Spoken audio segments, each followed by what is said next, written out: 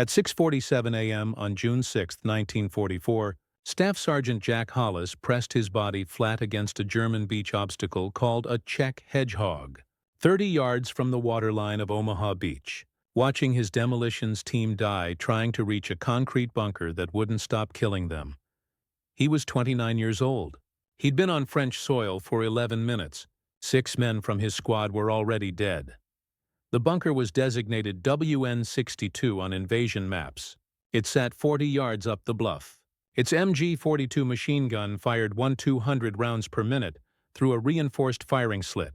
Hollis had 2 Bangalore torpedoes, 4 Mark II fragmentation grenades, and 20 pounds of TNT in his pack. None of it would work. He'd known that since the briefings in England.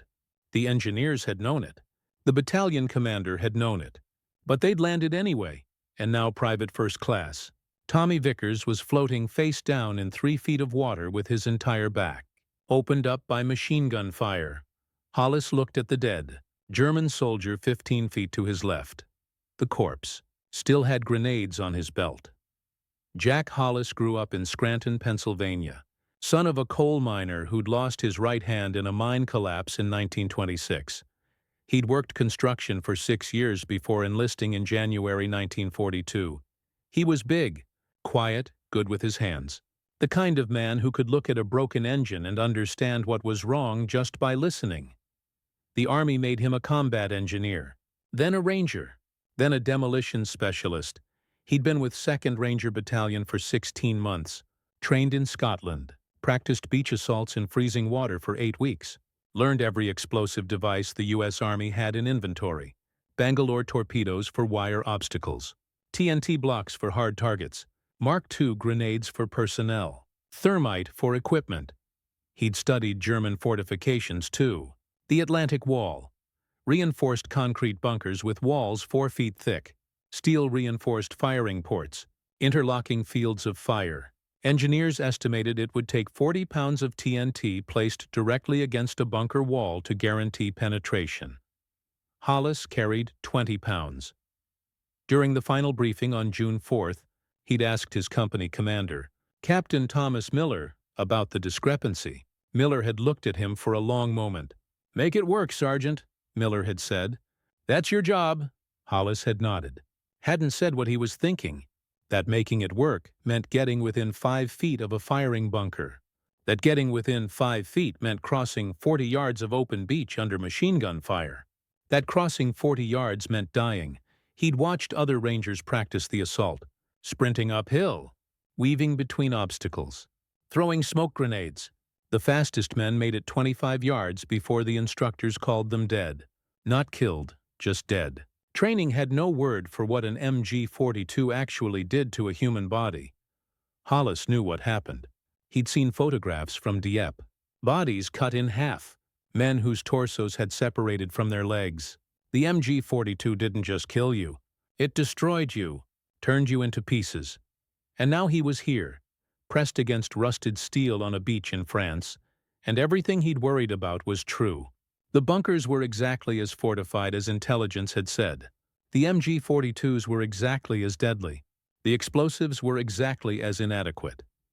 20 yards to his right, Corporal James Sullivan tried to sprint forward with a Bangalore torpedo. The MG-42 opened up. Sullivan's head snapped back. He dropped. The Bangalore rolled back down toward the water. Hollis counted in his head. Sullivan had made it 8 yards. 8 yards in 4 seconds before dying. At that rate, reaching WN-62 would take 20 seconds. The MG-42 would kill him 6 times over. He looked at the German corpse again. The soldier had died in the naval bombardment. Shrapnel through the chest. His body armor was shredded, but his belt was intact. 4 potato masher grenades hung from leather loops. Private First Class Tommy Vickers had been 19 years old. Farm kid from Nebraska. Joined the Rangers because his older brother had died at Kasserine Pass, and Tommy wanted to kill Germans. He'd made it through training despite being small, barely 140 pounds. Fast runner, good with a rifle.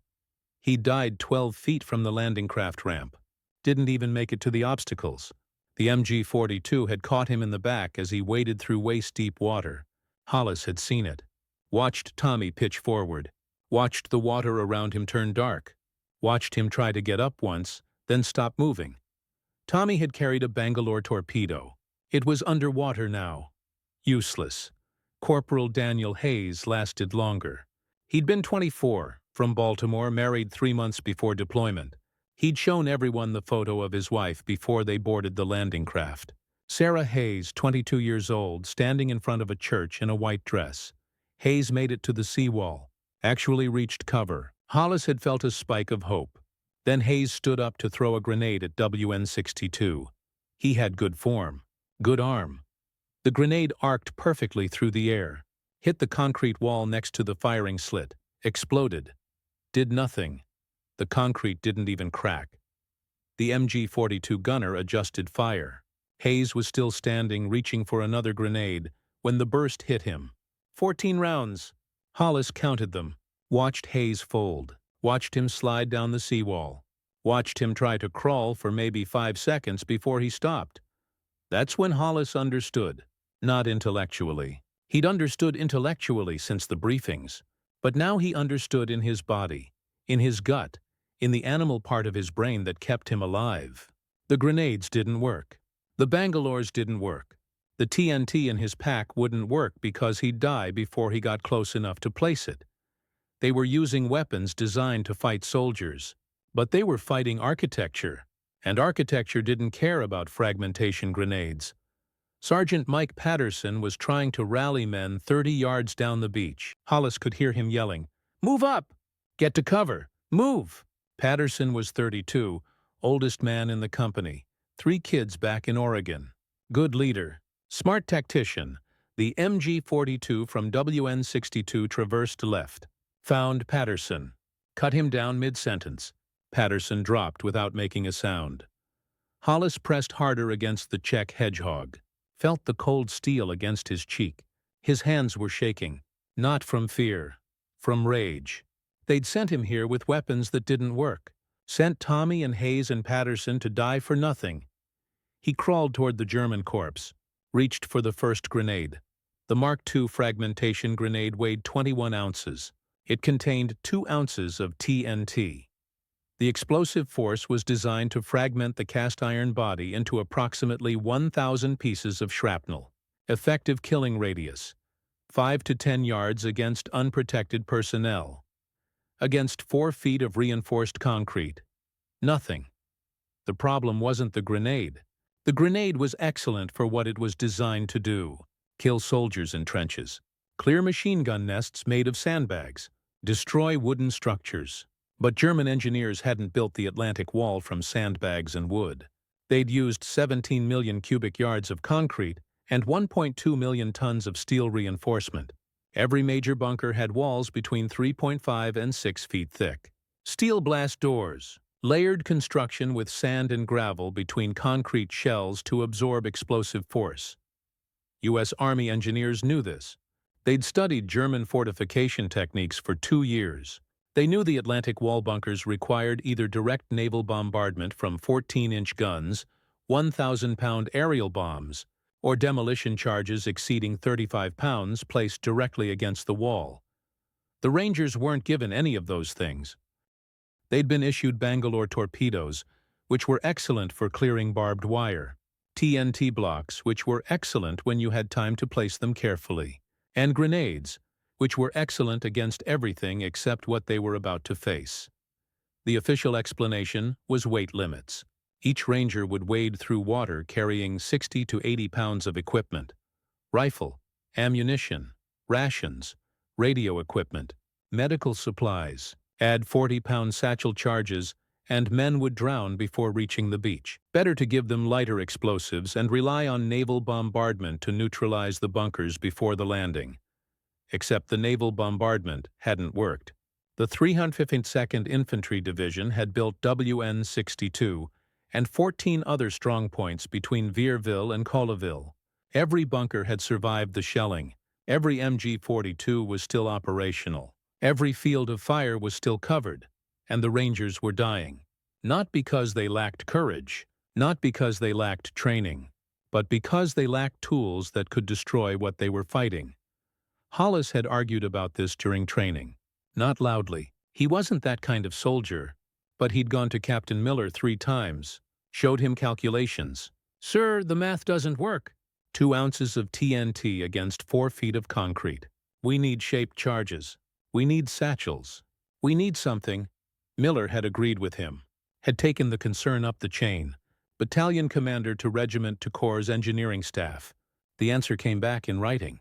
Explosive allocation adequate for mission requirements.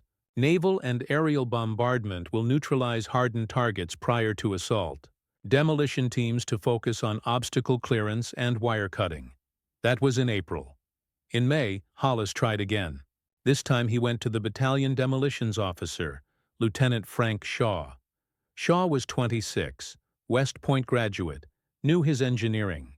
Hollis showed him photographs of Atlantic wall bunkers from reconnaissance flights. "Sir, these aren't machine gun nests. These are fortresses. We need different explosives." Shaw studied the photos for a long time, then looked at Hollis. "You're right," Shaw said, "but we're not getting them. There's no budget, there's no supply chain, and there's no time to change doctrine now. We land in 3 weeks. So what do we do?" Hollis asked. Shaw handed the photos back. "Improvise," he said. "That's what Rangers do." Hollis had nodded, hadn't said what he was thinking. That improvisation was fine for tactics, for adapting to battlefield conditions. But you couldn't improvise explosives. You couldn't make TNT appear from nowhere. You couldn't wish 4-foot concrete walls into being vulnerable to weapons that couldn't hurt them. He'd spent the last 3 weeks before D-Day trying anyway. Experimented with bundling grenades together. Tried taping TNT blocks into shaped charges. Tested different fuse configurations. Nothing gave him enough explosive force. Nothing would penetrate the bunkers. On June 5th, the night before the invasion, he'd sat in the troop ship hold and done the math one final time. 2 ounces per grenade times 4 grenades equals 8 ounces total. Still not enough. 20 pounds of TNT in his pack, but he'd die before placing it. Bangalore torpedoes useless against concrete. The equation was simple. Inadequate explosives plus impenetrable fortifications equaled dead Rangers. And now, pressed against the Czech hedgehog, Hollis was watching the equation prove itself. Body by body. At 6:52 a.m., Private Leonard Martinez made his run.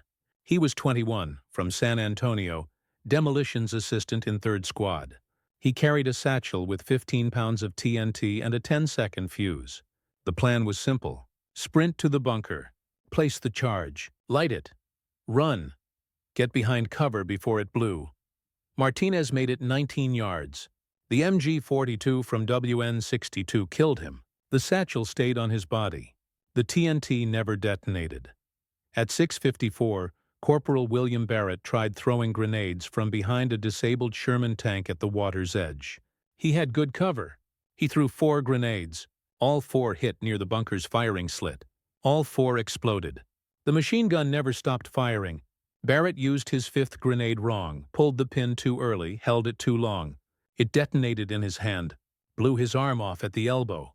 He bled out in 90 seconds. By 7:02 a.m., 14 Rangers from Baker Company were dead on a 100-yard stretch of beach. All 14 had died trying to destroy bunkers with explosives that couldn't destroy them. The bunkers were still firing. The machine guns were still killing. And no reinforcements could move up the beach because WN-62 and its neighboring strongpoint, WN-61, had overlapping fields of fire that turned the entire sector into a kill zone. Hollis watched a lieutenant from Able Company try to coordinate a smoke screen assault. The lieutenant's name was Robert Chen, 23, from San Francisco, one of the few Chinese-American officers in the Rangers. Chen got 8 men organized. They threw smoke grenades. The smoke worked. Blocked the sight lines. The team rushed forward in the gray cloud. The German gunners had pre-ranged the entire beach. They didn't need to see. They just traversed their guns through preset coordinates and fired. All 8 Rangers went down. Chen died last, hit in the chest as he tried to drag a wounded soldier toward cover. The smoke cleared. The bodies remained. The bunkers kept firing. That's when Hollis heard Captain Miller on the radio. Miller had made it to the seawall with part of Charlie Company. His voice came through broken and desperate. "Any demolitions? Any engineers? We need those bunkers down now. We're getting slaughtered. We need those bunkers down." Hollis keyed his radio. "Miller, this is Hollis. Our explosives won't penetrate. We need satchels. We need Bangalore sections. We need something bigger." Static. Then Miller's voice, flat and hard. "We have what we have, Sergeant. Make it work." There it was again. Make it work. As if wanting something to work would make it work. As if determination could transmute 2 ounces of TNT into 40 pounds. Hollis looked at the German corpse again. The man had been young, maybe 22. He'd died fast, probably hadn't felt it. His uniform was Wehrmacht standard, but his gear was interesting.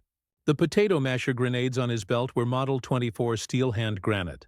Hollis knew them from intelligence briefings. Wooden handle, sheet metal head, 6 ounces of TNT. Larger blast radius than American grenades. Less shrapnel. Better concussive force, but still only 6 ounces. Triple the American grenade, but nowhere near enough for a bunker. Unless, Hollis looked at the Bangalore torpedo that Corporal Sullivan had dropped. The torpedo was 10 feet away, half buried in sand. Bangalore's were steel tubes filled with 10 pounds of TNT. Too unwieldy to throw. Too long to carry up the beach without getting shot. But the explosive inside was solid. Stable. You could break the tube open. Take out the TNT. Use it. An idea formed. Terrible. Desperate. Probably suicidal. But an idea. He could take the German grenades, wire them to a Bangalore section, create a bundled charge. 20 or 30 pounds of explosive. Enough to crack concrete. Maybe. The problem was simple. It would take time to build it. It had never been tested. It probably wasn't stable. And it definitely wasn't authorized. If it killed him through premature detonation, that was one thing. But if it killed other Rangers, Hollis would be responsible. If he survived, they'd probably court-martial him for unauthorized modification of ordnance. But men were dying, and the grenades were right there. At 7:03 a.m., Hollis made his decision. Not because he was brave, because Private First Class Dennis Wagner was about to do something stupid. Wagner was 18 years old, youngest man in the battalion, from some tiny town in Wisconsin. Wagner had been arguing with another ranger behind a row of beach obstacles 40 yards to Hollis's left. Now Wagner stood up, carrying a satchel charge, clearly planning to rush WN-62 alone. Hollis keyed his radio. "Wagner, stay down. Don't move." Wagner either didn't hear or didn't care. He started running. The MG-42 opened up instantly. Wagner made it 6 yards, took 3 rounds through the torso, collapsed face first in the sand. The satchel rolled away from him. Didn't explode, just rolled. Wagner was still alive. Hollis could see him moving, trying to crawl. Blood soaked his uniform. He was calling for his mother. Crying. The sound was thin and desperate, and completely drowned out by the machine gun fire and artillery, and men screaming all around him. Nobody could reach Wagner. The MG-42 had him covered. Anyone who moved toward him would die. So Wagner just lay there, 18 years old, 6,000 miles from Wisconsin, bleeding into French sand while calling for a woman who couldn't hear him. He died at 7:04 a.m. Took about 90 seconds. Hollis watched the whole thing. That's when the choice stopped being theoretical. Wagner was dead because the explosives didn't work. Vickers was dead. Hayes was dead. Patterson and Martinez and Barrett and Chen and 14 other men whose names Hollis didn't even know. All dead because U.S. Army ordnance couldn't penetrate German concrete, and it would keep happening. More men would die. Dozens, maybe hundreds, all trying to destroy bunkers with grenades that couldn't destroy them. All following orders to make inadequate tools work through sheer determination. Unless someone did something different. Hollis looked at Captain Miller's position at the seawall. Miller had maybe 30 men still alive. They were pinned down, couldn't advance, couldn't retreat. The tide was coming in. In 2 hours, the water would reach the seawall. Men trapped there would have 2 choices: charge the bunkers and die, or drown. Hollis looked at the German corpse. 4 grenades. He looked at Sullivan's dropped Bangalore torpedo, 10 pounds of TNT. He looked at his own pack, 20 more pounds, wire, tape, fuses. His hands were shaking again, not from rage this time, from fear. What he was thinking about doing was insane. Unauthorized, dangerous, field modification of explosive ordnance without engineering approval, without testing, without knowing if it would even work. But Wagner had just died calling for his mother, and Hollis had wire in his pack. He started crawling toward the German corpse. It took Hollis 4 minutes to reach the dead German. 4 minutes of crawling across sand while machine gun fire chewed up the beach around him. Twice he pressed flat and stopped breathing while tracers snapped overhead. Once a shell landed close enough to spray him with sand and shrapnel fragments. A piece of metal sliced his left forearm. He didn't feel it until later. He reached the corpse at 7:08 a.m., unhooked all 4 grenades from the belt, checked them. Model 24, like he'd thought. He unscrewed one handle to examine the detonator. Friction pull fuse, 5-second delay, standard, stable, good. Then he crawled to Sullivan's body. He had to pass close to Sullivan's face. Sullivan's eyes were open. Hollis looked away, grabbed the Bangalore torpedo. It was heavier than he remembered, awkward, but intact. He dragged it back to the Czech Hedgehog. Behind the obstacle he had maybe 2 square feet of cover, enough to work if he stayed flat. The MG-42 couldn't depress low enough to hit him here, but if he raised his head, or if the gunner called for mortars, he was dead. He pulled out his wire cutters, started opening the Bangalore torpedo. The steel tube was welded shut, but the welds were old, and Hollis knew where they were weakest. He cut, pried, got it open. The TNT inside was in blocks, wrapped in wax paper. He pulled out 3 blocks, 9 pounds total, left the rest. Too much weight, too unstable. Now came the hard part. He needed to bundle everything together, create one massive charge. The German grenades had to detonate simultaneously with the TNT. If they went off in sequence, the blast would be scattered, wasted. He needed one unified explosion. Maximum concussive force. He used wire from his pack, wrapped the 3 TNT blocks together, wired the 4 German grenades around them, handles facing out, checked the friction cords. They had to be linked so one pull would ignite all 4. He used more wire, threaded it through the handles, created a single pull mechanism. His hands were shaking badly now. Wire kept slipping. He had to start over twice. The whole device looked insane, bulky, unstable, like something a child would build playing with fireworks. Hollis stared at it. This was supposed to destroy a fortified bunker? This jury-rigged mess of German grenades and American TNT held together with wire? He thought about Wagner calling for his mother, about Tommy Vickers floating in the water, about Hayes sliding down the seawall with Sarah's photo in his pocket. Hollis pulled the friction cord on the first grenade. Heard the hiss. 5 seconds. He stood up, exposed himself completely to WN-62, and threw the charge with everything he had. Then he dropped flat and prayed. The charge flew 35 yards, end over end, awkward, ugly. It hit the ground 2 feet from WN-62's entrance, bounced once, settled against the concrete wall. Hollis counted. 1, 2, 3, 4, 5. The explosion was enormous. Not loud, enormous. Sound was too small a word. It was pressure. It was force. It hit Hollis in the chest like a truck even though he was behind cover. The Czech Hedgehog actually shifted in the sand. A wave of heat washed over him. His ears stopped working. Everything went silent except for a high-pitched ringing. He raised his head, couldn't see through the smoke and dust. The bunker had disappeared in a gray cloud. For 3 seconds he couldn't tell if he'd destroyed it or just made noise. Then the smoke cleared. The bunker was still standing, but the entrance was gone. Not damaged. Gone.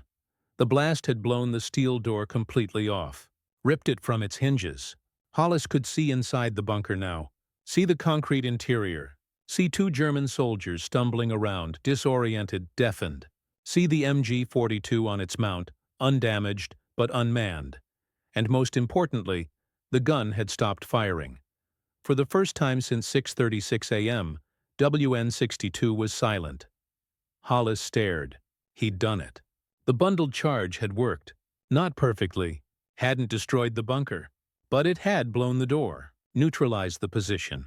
The Germans inside were combat ineffective. Couldn't man the gun. Couldn't fight. He keyed his radio. His voice came out hoarse. "Miller, this is Hollis. I got WN-62, doors blown, gun silent, static." Then Miller's voice, shocked. "Say again?" "WN-62 is down. I used German grenades. Wired them to Bangalore TNT. Blew the entrance." Silence on the radio. Hollis could imagine Miller processing that. Unauthorized field modification. Using enemy ordnance. Completely outside doctrine. "But it had worked," Miller's voice came back. "Can you do it again?" Hollis looked at his pack. He had 17 pounds of TNT left. He looked down the beach. He could see 3 more dead German soldiers. More grenades. He looked at the Bangalore torpedoes Sullivan had dropped. Still had 6 pounds of TNT inside. "Yeah," Hollis said.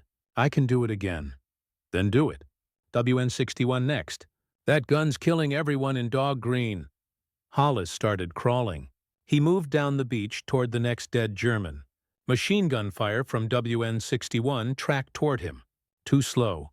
He made it to cover behind a destroyed landing craft.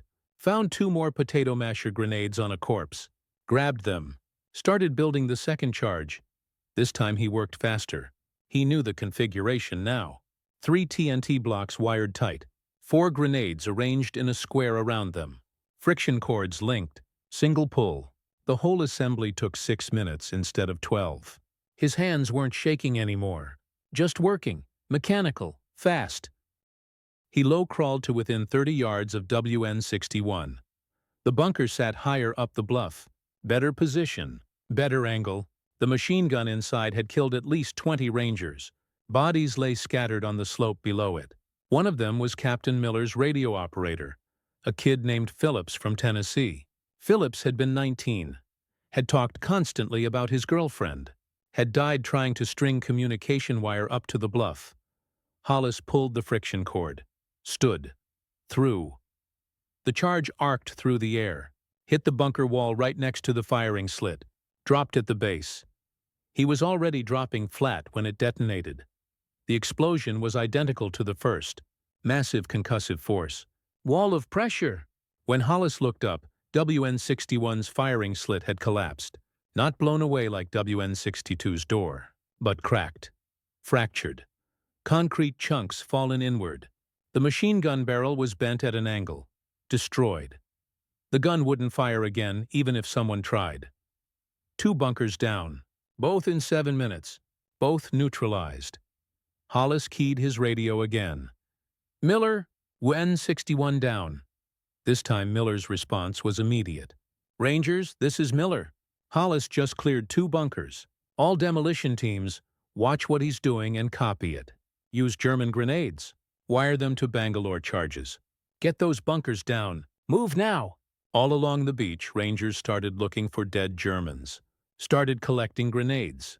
Started opening Bangalore torpedoes. Started building charges. The battle for Omaha Beach changed at 7:19 a.m. Staff Sergeant Mike Riley was first to copy the technique. He was 31, from Boston, demolitions specialist in Able Company. He'd been pinned behind the seawall with 15 men for 40 minutes. He'd watched Hollis's explosions, understood immediately what Hollis had done. Riley had 3 dead Germans within crawling distance.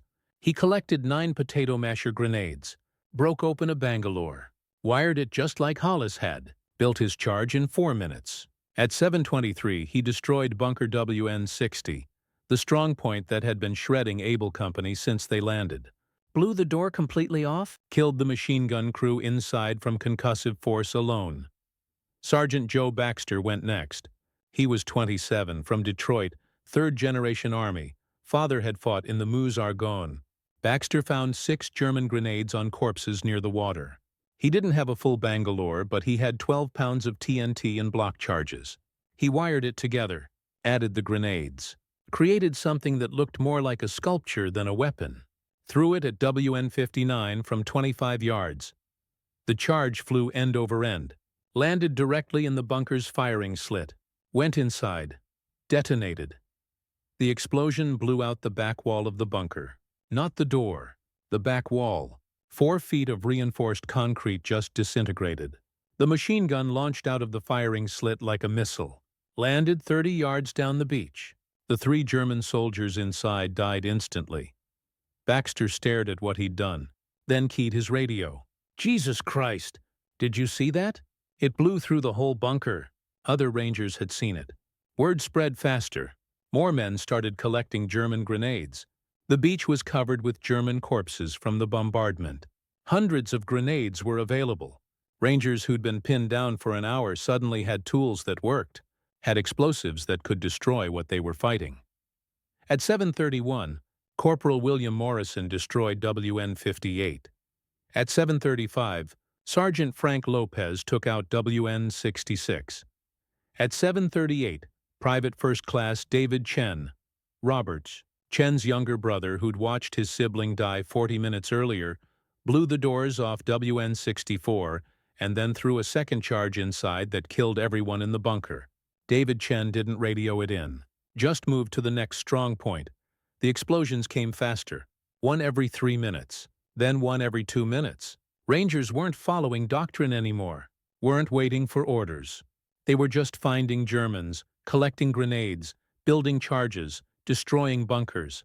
Improvisation spread across the entire beach like a virus. Deadly, unstoppable, effective. The German 352nd Infantry Division hadn't prepared for this. Their defensive doctrine assumed American forces would use standard explosives. Small grenades, limited TNT. The bunkers were designed to withstand that. But they weren't designed to withstand their own weapons turned against them. Massed grenade charges creating concentrated explosive force that cracked concrete and blew doors and collapsed firing slits. At 7:44, Sergeant Thomas Wright destroyed 2 bunkers with 1 charge. He'd built something massive, 8 German grenades wired to 18 pounds of TNT. The device weighed 40 pounds. Wright couldn't throw it. He carried it, walked upright through machine gun fire from WN-71, completely exposed, everyone on the beach screaming at him to get down. Wright didn't get down, just walked, calm, like he was taking a stroll, placed the charge against WN-71's wall, pulled the friction cord, walked away. The explosion brought down part of the bluff, started a landslide that buried WN-71 completely, destroyed WN-72 in the same blast from debris impact. Wright survived without a scratch. Later he said he'd known the Germans wouldn't shoot him because what he was doing was too insane. They probably thought he was surrendering. By the time they realized he wasn't, he'd already placed the charge. Hollis destroyed 2 more bunkers himself. WN-67 at 7:49, WN-70 at 8:02. Both times he used bigger charges. More grenades, more TNT. He was learning what worked, what didn't, how to configure the bundles for maximum effect. His 7th charge used 11 grenades and 22 pounds of TNT. The explosion was so large it blew out his eardrums. He couldn't hear anything for 3 hours afterward. Didn't matter. He could see. And he could build charges. By 8:15 a.m., Omaha Beach sounded like continuous thunder, bunkers exploding every 60 seconds. The German defensive line was collapsing, not from tactics, not from superior numbers, from field-expedient explosive devices built by sergeants who'd stopped waiting for orders and started solving problems. At 8:31 a.m., Captain Miller reached Hollis's position. Miller had a cut across his forehead. His uniform was soaked with seawater and blood. He was grinning like a madman. "How many?" Miller asked. Hollis was building his 9th charge. His hands were bleeding. The wire kept slipping. "How many what?" "How many bunkers have you personally destroyed?" 8. "This'll be 9. Miller shook his head. "Battalions counting 27 total destroyed so far. All using your method. Every demolitions man on the beach is copying what you did." Hollis finished wiring the charge, tested the friction cord. "It working?" "Look around." Hollis looked. For the first time in 2 hours he actually assessed the whole beach, instead of just his immediate area. Rangers were moving up the bluffs. Actual movement. Not dying. Moving. Smoke grenades covered their advance. Machine gun fire was sporadic now instead of constant. Most of the bunkers were silent, destroyed or abandoned. The German defensive line had gaps. Through those gaps, Rangers were pouring, getting into the fortifications, attacking from behind. The 352nd Infantry Division was collapsing, not retreating, collapsing. Hollis could see German soldiers running inland, some with weapons, some without, some with their hands up trying to surrender. The beach was still covered with bodies, American bodies. At least 100 dead Rangers lay scattered from the waterline to the bluffs. But they'd stopped dying. The killing had stopped. The bunkers were down. "Jesus," Hollis said quietly. Miller gripped his shoulder. "You did that. You figured it out." Hollis shook his head. "I just wired some grenades together." "You saved the landing." Dog Green was 30 minutes from complete failure. "We couldn't move, couldn't advance, couldn't reinforce. Now we're through." Hollis stood up. His legs were shaking, adrenaline crash hitting. He'd been running on fear and rage for 2 hours. Now that it was working, now that men had stopped dying, his body remembered it was tired and terrified. And very nearly dead a dozen times over. "What's the count?" he asked. "How many Rangers did we lose?" Miller's grin faded. "We don't have a final count yet. At least 80 dead. Maybe more. Probably more. 80. Hollis thought about Tommy Vickers, about Hayes and Patterson and Wagner and Martinez and all the others. 80 men dead because the explosives hadn't worked. Because nobody had thought to use German grenades. Because nobody had authorized field modifications. How many of those 80 could have survived if Hollis had started building charges 10 minutes earlier? If he'd figured it out before landing? If someone in planning had considered using captured ordnance? "Stop," Miller said, reading his face. "Don't do that. You couldn't have known. Nobody knew. You figured it out under fire." "That's enough." Hollis nodded but didn't believe it. He'd carry those 80 names for the rest of his life. Carry the calculation that if he'd been faster, smarter, more creative, some of them would have lived. He picked up his 9th charge. Looked up at the bluffs. WN-73's still active. Riley's team is on it. Even as Miller said it, an explosion echoed from up the slope. WN-73's firing slit collapsed. The machine gun inside went silent. That was 28 bunkers destroyed, 28 strongpoints neutralized. The German defensive doctrine for Omaha Beach had been based on 15 fortified positions, creating interlocking fields of fire that nothing could penetrate. The Rangers had destroyed almost twice that many in 90 minutes. At 8:47 a.m., the last bunker fell. WN-74, destroyed by Sergeant Lopez with a charge so large it cratered the ground.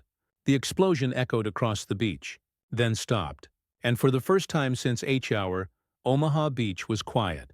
No machine guns, no artillery, just the sound of waves and men breathing and someone crying. Hollis sat down in the sand. His legs just gave out. He sat there holding a potato masher grenade, staring at it, this simple device, wood and metal and 6 ounces of TNT. Wired together correctly, it had broken the Atlantic wall. Miller sat next to him. Neither man spoke. They just sat while around them 2,000 Rangers pushed inland into France. The technique spread beyond 2nd Ranger Battalion by noon. 29th Infantry Division engineers saw what the Rangers had done, started collecting German grenades from the battlefield, started building their own bundled charges, started destroying secondary fortifications and pillboxes that the Rangers hadn't reached. By 1300 hours, every engineer company on Omaha Beach knew the method. They didn't call it the Hollis charge yet. That name came later. On D-Day, they just called it the grenade bundles or the Bangalore trick. But they all knew it worked. All knew it could kill bunkers that nothing else could kill. Tech Sergeant Paul Henderson, 101st Combat Engineers, destroyed 6 pillboxes between 1 hour and 3 p.m. He built each charge slightly differently, experimented with configurations, found that placing grenades in a circle around a central TNT core created better directional force than stacking them linearly. Henderson's design became standard. Within 6 hours, hundreds of engineers were using it. The technique spread east to Utah Beach by 1600 hours. A Ranger liaison officer named Lieutenant Marcus Webb had watched the bunker assaults on Omaha. When he was transferred to Utah to coordinate with 4th Infantry Division, he brought sketches, showed engineers how to wire the charges, how to link the friction cords, how to throw them or place them depending on the target. Utah Beach hadn't been as heavily fortified as Omaha, but it still had problems. German strongpoints in Sainte-Marie-du-Mont were holding up the advance inland. Standard U.S. explosives weren't working. 4th Infantry Division engineers built 5 bundled charges using Webb's instructions, destroyed all 5 strongpoints within 2 hours. The advance resumed. By evening of June 6th, at least 31 bunkers and fortified positions had been destroyed using the technique. Some sources say 37. Battalion records differ. Engineers didn't keep perfect documentation during combat. But every after-action report from Omaha Beach mentioned improvised explosive devices using captured German ordnance. Every report credited the charges with enabling the breakthrough, and every report mentioned that the charges had been built without authorization. Field expedient, unauthorized modification of ordnance, dangerous, unstable, completely outside approved doctrine. Also completely necessary. Also completely effective. Battalion commanders faced an impossible situation.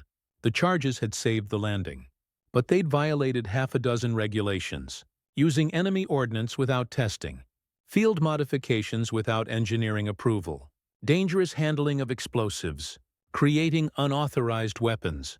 Any one of those was court-martial territory. Doing all of them during combat should have resulted in official reprimand. Instead, battalion commanders did nothing.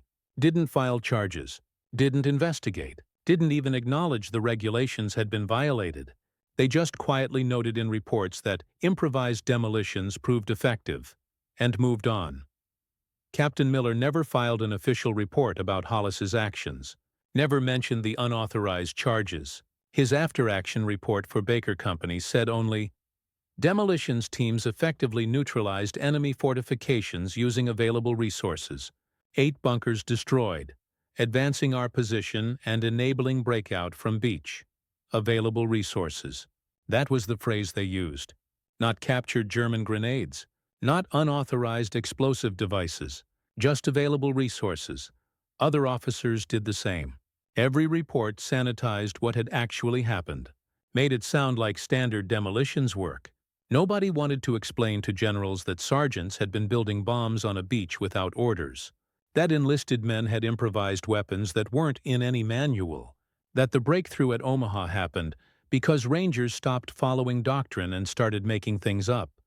The technique spread through the European theater anyway. Soldiers talked, engineers shared designs. By June 10th, every combat engineer battalion in France knew how to build the charges. By June 15th, field manuals were being quietly updated. Not officially, just adjusted. New sketches appeared in training materials. Instructions for field expedient bunker charges showed up in engineering guides. Nobody claimed credit. Nobody said where the designs came from. They just appeared. By July, U.S. Army Ordnance was studying the technique. Engineers at Aberdeen Proving Ground built test charges, measured blast radius, calculated optimal TNT to grenade ratios, tested different configurations. Their conclusion: the improvised charges demonstrate 340% increased effectiveness against reinforced concrete compared to standard grenades, with acceptable safety margins when properly assembled. In August, official doctrine changed. U.S. Army engineers were issued instructions for building composite demolition charges using available explosive materials. The instructions were nearly identical to what Hollis had improvised on Omaha Beach. They didn't mention Hollis, didn't mention Rangers, just presented the technique as if it had always existed. By September, the charges were standard practice. Every engineer carried wire and tape specifically for building them. Captured German grenades were collected and stockpiled. Soldiers were trained on proper assembly. What had been an unauthorized field modification in June was official doctrine by fall. Nobody ever asked permission. They just used what worked. And eventually, The Army pretended it had been the plan all along. The German 302nd Infantry Division wrote their own reports.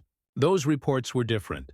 They mentioned the explosions, described them in detail, called them unidentified heavy charges, and enhanced demolition weapons. German engineers who examined destroyed bunkers found residue from both American TNT and German steel hand granite. They were confused. The Americans were using German grenades against German fortifications? How? One German after-action report, captured in August and translated by Allied intelligence, said, "The enemy demonstrated new explosive capability on June 6th. Fortifications designed to withstand standard American grenades were destroyed by larger charges of unknown composition. Defensive doctrine must be revised to account for enhanced American demolition techniques. They thought it was new American technology, thought the U.S. had developed better explosives, didn't realize it was just sergeants wiring together whatever they could find." Other German reports were more accurate. A lieutenant from 352nd Infantry who survived WN-62's destruction was interrogated in July. He described the explosion. "It sounded like 10 grenades detonating simultaneously, much larger than American grenades should be. The blast blew our door completely off. The concussive force rendered 3 men unconscious. We could not defend the position afterward." When asked what he thought the Americans had used, he said, "I believe they had bundled multiple charges together, perhaps 4 or 5 grenades plus additional explosives. It was not standard doctrine. It seemed improvised, but it was effective." German defensive doctrine changed by August. New fortifications were built with recessed entrances, double doors, blast deflection walls, all designed to withstand larger explosive charges. The changes came too late to matter. By August, the Allies were breaking out from Normandy. The Atlantic Wall was behind them, but the charges kept being used. Every time Allied forces hit a bunker or pillbox, engineers built bundled charges. Every time German forces fortified a position, those fortifications got destroyed by improvised explosives that shouldn't have existed. In September, during Market Garden, British engineers used the same technique. They called it the American Bundle. Built charges using captured German grenades plus British gun cotton. Destroyed 17 bunkers in Holland. When asked where they'd learned the method, a British sergeant said, "Some American Rangers did it at Normandy. Worked for them. Figured it'd work for us." The technique spread beyond Europe. Pacific Theater engineers heard about it. Started using captured Japanese grenades the same way. Type 97 grenades bundled with Bangalore TNT destroyed pillboxes on Peleliu, on Iwo Jima, on Okinawa. The same basic principle. Use enemy weapons against enemy fortifications. Improvise. Make it work.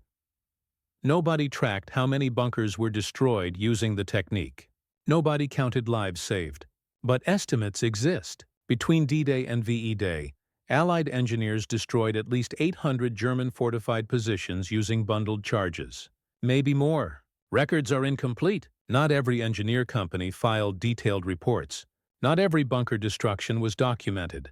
But 800 bunkers represents thousands of German soldiers killed or captured. Represents defensive positions neutralized. Represents advances that would have stalled without effective demolitions. Represents Rangers and engineers and infantry who survived because bunkers stopped killing them.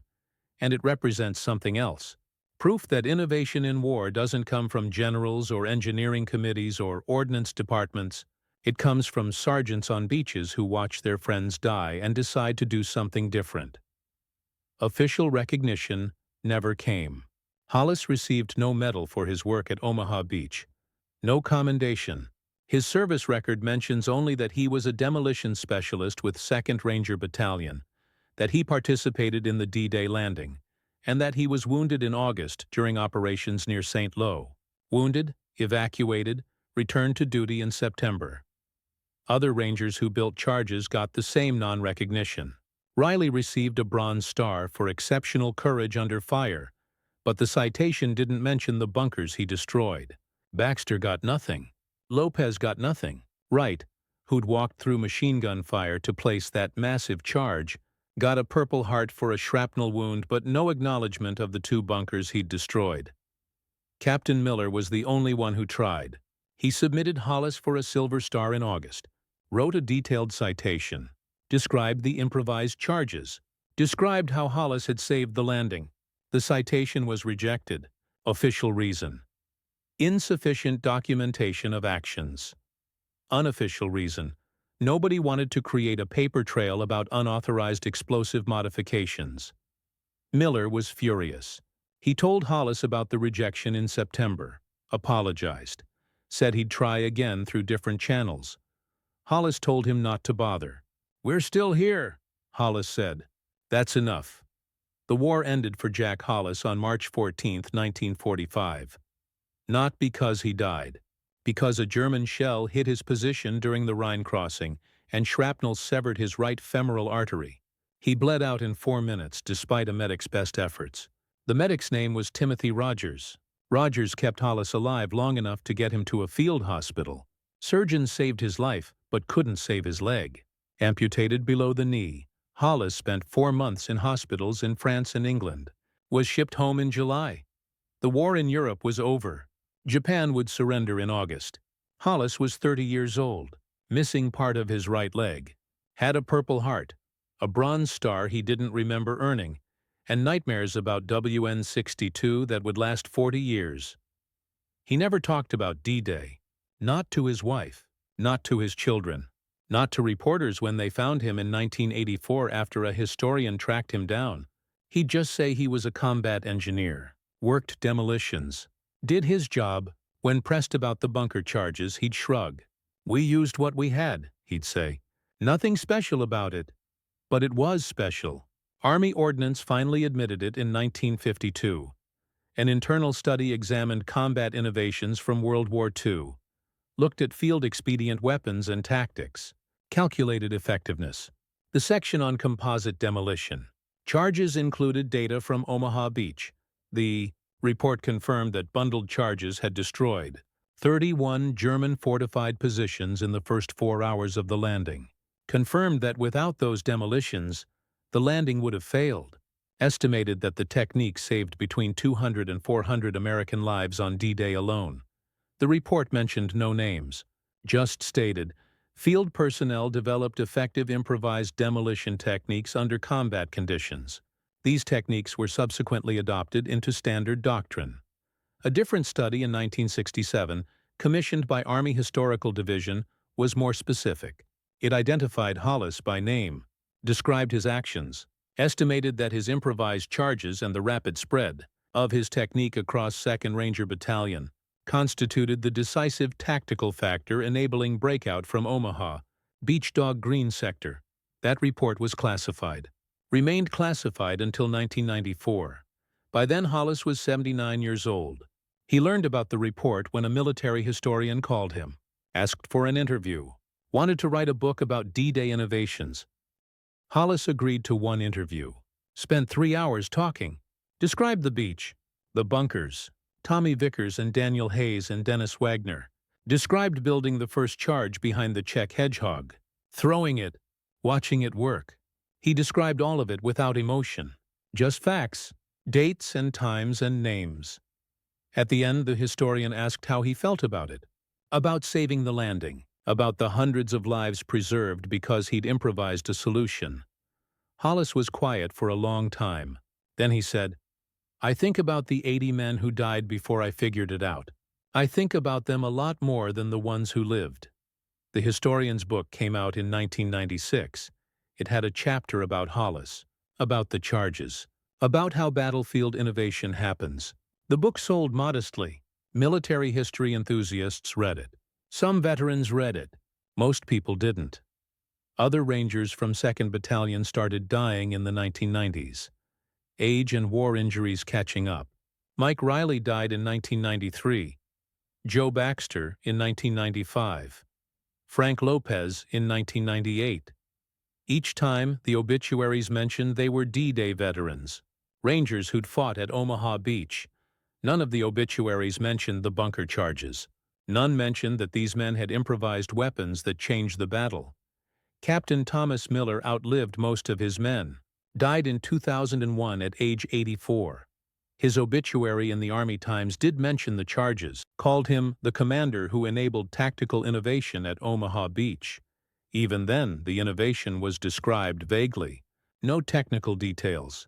Just that Miller had authorized field expedient demolitions that proved decisive.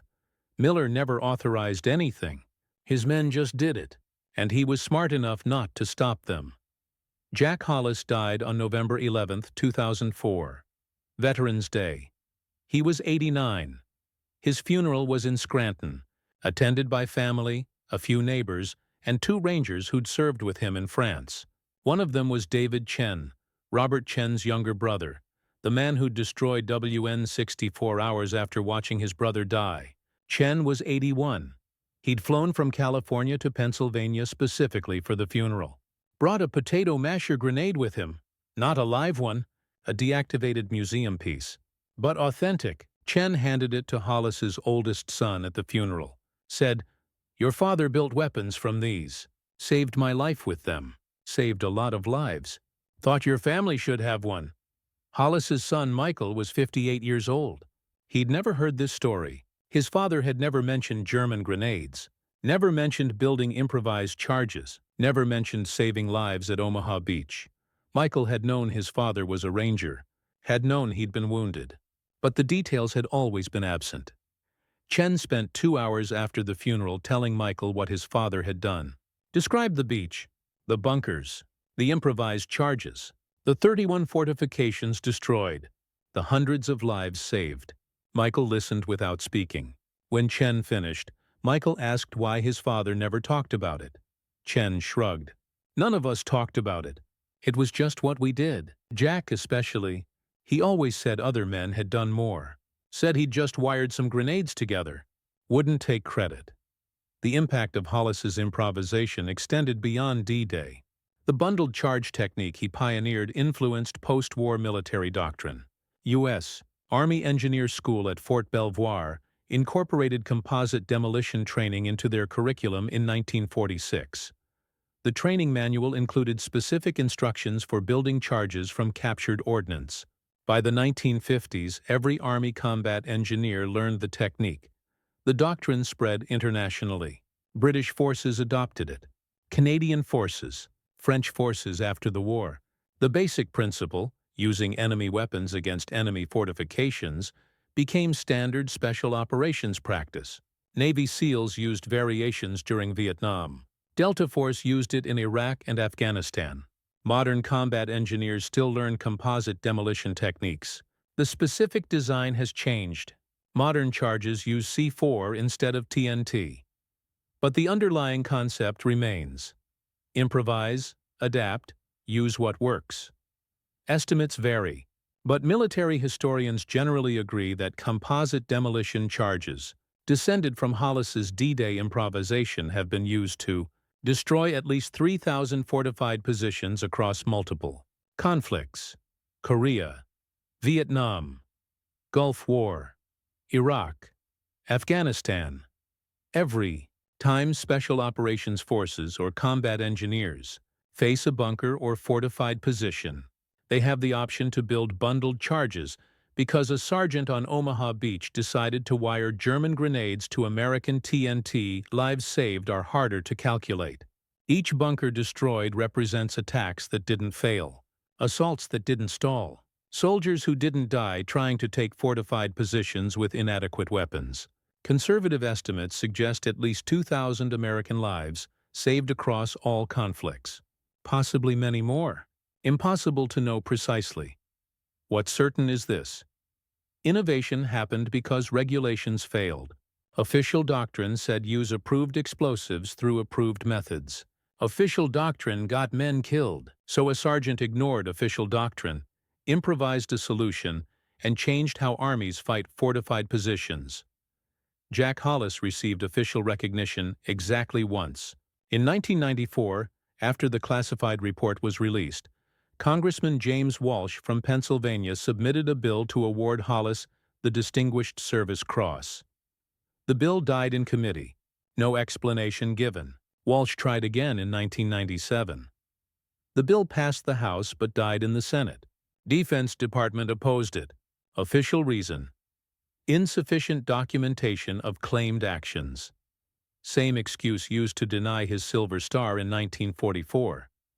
Hollis never knew about the congressional attempts. Walsh didn't tell him, didn't want to get his hopes up.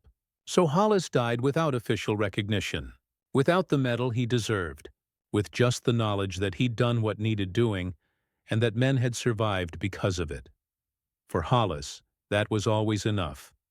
After the war, Jack Hollis went home to Scranton, worked as a construction supervisor for 37 years, built houses and schools and shopping centers, never mentioned he'd once built weapons on a beach in France.